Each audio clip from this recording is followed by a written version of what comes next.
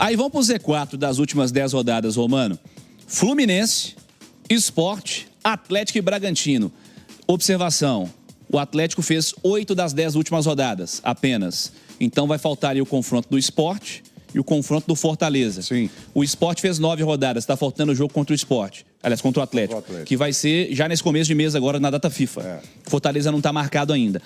Mas o Atlético tem 5 pontos em 9 partidas, em 8 partidas disputadas, num recorte de 10 rodadas do Brasileiro. 24 pontos disputados, conquistou 5. É inacreditável, né? E o Bragantino também, a queda é incrível, né? O Bragantino ainda tem um porém, né? O porquê, talvez, que possa explicar um pouco. O Bragantino, com o elenco curto, sofreu demais com lesões. O Bragantino perdeu muitos jogadores aí e foi uma sequência de derrotas. Agora, o Atlético, e aí muita gente não entende, e tem as viúvas, e eu entendo porque tem as viúvas do treinador. O Atlético foi o único time que não evoluiu da parada do Mundial para cá. O Atlético, ao contrário, evoluiu. E a herança deixada pelo Cuca, nós estamos vendo aí. O que está acontecendo, o Sampaoli tendo dificuldades para poder dar um mínimo de cara de time ao que ele tem em mãos, porque o trabalho do Cuca foi muito ruim. O Cuca se manteve com classificações nos pênaltis para cima de times de Bucaramanga, de Atlético Bucaramanga, de Flamengo, principalmente na Copa do Brasil. Porque o trabalho dentro do Campeonato Brasileiro é péssimo, foi péssimo. E essa herança maldita foi deixada aí para o Sampaoli. É reflexo do que o Cuca não teve capacidade de fazer com o time do Atlético. Tem uma conversa aí, né? Tem um debate que eu sei que você gosto também. Só fazer 2 ressalvas importantes. O Fluminense é o único que está em 3, né? Então a gente tem que considerar isso porque está claramente focado em Copas, né?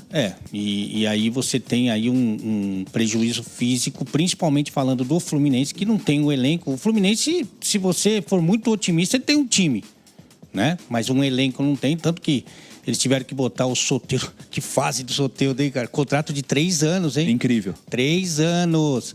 Então o Fluminense está em 3 e não tem um elenco para rodar. E também a curiosidade do Bragantino, né? Porque o Seabra não tem aquele nome, não tem aquela casca, não tem aquele respaldo, né? Qualquer time para qualquer treinador. Você pega aí o Rogério Ceni, que está com muita moral lá no Bahia, agora menos, né? Depois da eliminação da Copa do Brasil. Mas você pega aí o Abel, talvez, não sei, vou cometer um exagero aqui. Que tem a sequência que o Bragantino está tendo. Não segura. Já tinha rodado. Não segura. Embora o Seabra, o ano passado, tenha livrado o Bragantino do rebaixamento e fez um primeiro turno incrível, maravilhoso. Mas é uma sequência muito, muito dura. Com relação ao Atlético, tem uma questão aí, né? Já são 3 jogos sem o Cuca, né? 3 jogos que o Cuca não dirige o time, é o segundo do Sampaoli, e 3 jogos sem o Cuca. E o time fez 1 ponto nesses 3 jogos. E aí eu vou falar bem calmamente para ver se eu consigo me fazer entender. É claro que o treinador ele precisa de tempo. Claro que o cara precisa colocar o que ele pensa de futebol, conhecer profundamente o elenco, conhecer inclusive os adversários, as competições e tal. Isso aí é natural. Agora, a gente tem alguns exemplos, inclusive desta temporada, mas poderia recorrer à passada, de treinadores que mudaram imediatamente o nível, o desempenho, o patamar do time. Por exemplo, o Renato Gaúcho no Fluminense. Lembra o que era o Fluminense com o Mano?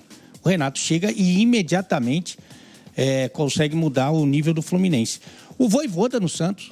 Ontem a gente viu um Santos diferente. Inclusive o Vojvoda que teve a coragem, coisa que não tinha acontecido ainda, de tirar o Neymar sem ele pedir para sair. É verdade. Substituiu o Neymar na reta final do jogo, com um tempinho ainda para jogar, né? O Neymar tem jogado os 90 o tempo inteiro. E eu acho que a gente vai discutir um pouco mais sobre o Neymar, como foi a atuação dele, que nível que ele tá. O Neymar participou mais do jogo do que o Hulk.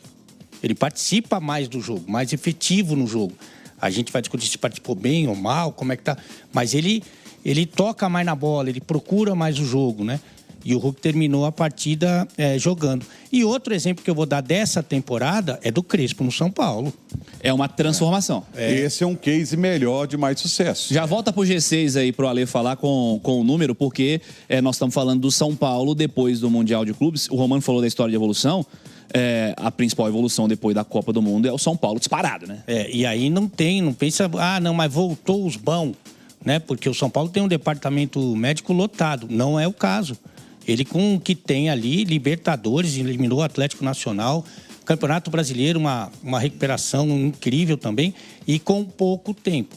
Claro que isso não é um padrão, mas poderia ter acontecido com o Atlético. Poderia ter acontecido, né?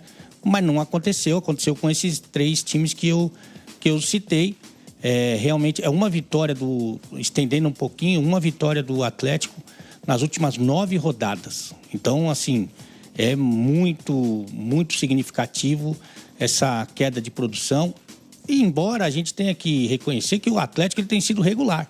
Porque você tem muita dificuldade para achar uma partida boa do Atlético na temporada inteira. Uma partida completa. Você tem alguns momentos contra o Flamengo, né? E talvez o primeiro tempo da Copa do Brasil contra o Cruzeiro, que pelo que a gente imaginava que pudesse ser a superioridade do Cruzeiro, né? Eu acho que o primeiro tempo foi bem bacana, assim, pro Atlético. Mas você não vê uma partida inteira, você tem dificuldade de achar uma partida boa do Atlético.